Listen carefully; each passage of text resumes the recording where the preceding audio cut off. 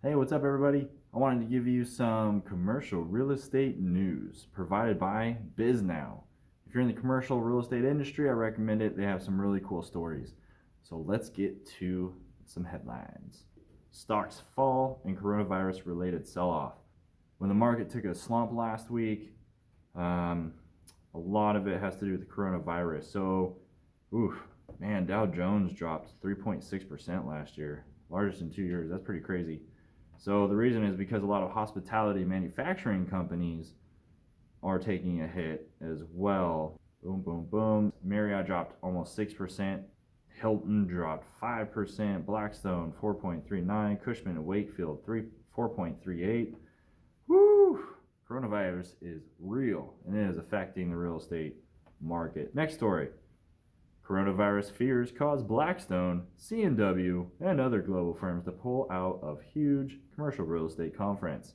So the conference was being held in Italy, and they're like, heck no, techno, I ain't going over there. You got coronavirus. So that's pretty much it. In non-coronavirus related news, Gen Z, individuals that were born in 1996 or after 96, their preference in multifamily dwellings has changed compared to millennials or previous. So it looks like they are less about the amenities, less pools, pool tables, recreational, social environments, and they're preferring workspaces. This is funny. This is a direct quote. At least for student housing, gone is some of the appeal of luxury amenities like lazy rivers. Who has lazy rivers in their dorms or student housing? Come on. I had like a janky closet, and that was it. So yeah, they've been replaced by a desire for study and collaborative spaces. So Gen Z doesn't really care about the high-end stuff, which I've never seen a lazy river in student housing before. I mean, it'd be cool to have one. I would love that. In respect to multifamily, that means that new projects that are going up aren't going to have those amenities. They're going to have more collaborative workspaces, most likely, at least until things change and preferences change again. Next story. Multifamily owners brace for another rent control battle.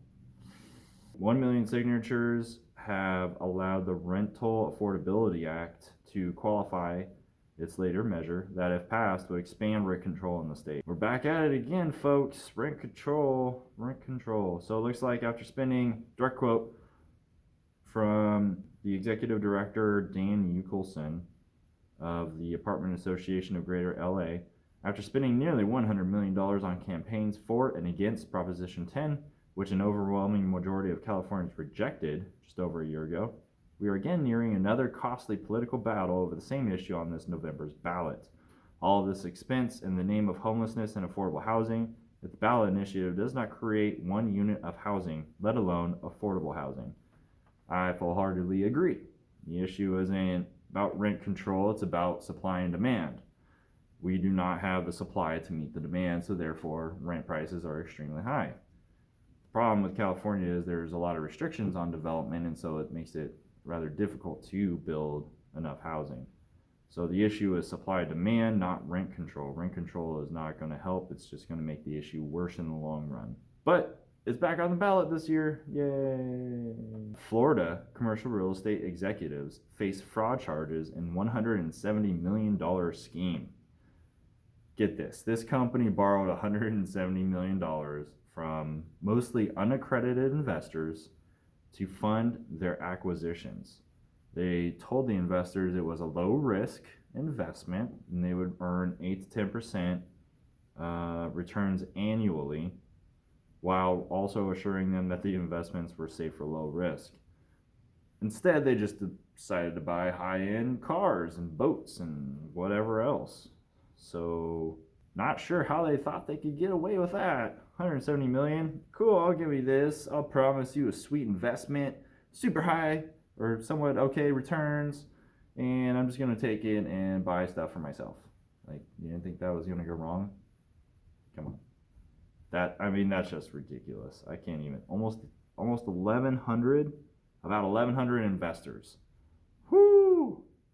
That's some big money. All right, That's your commercial real estate news. I'm Shane Keefauver. Stay tuned for more. Good night.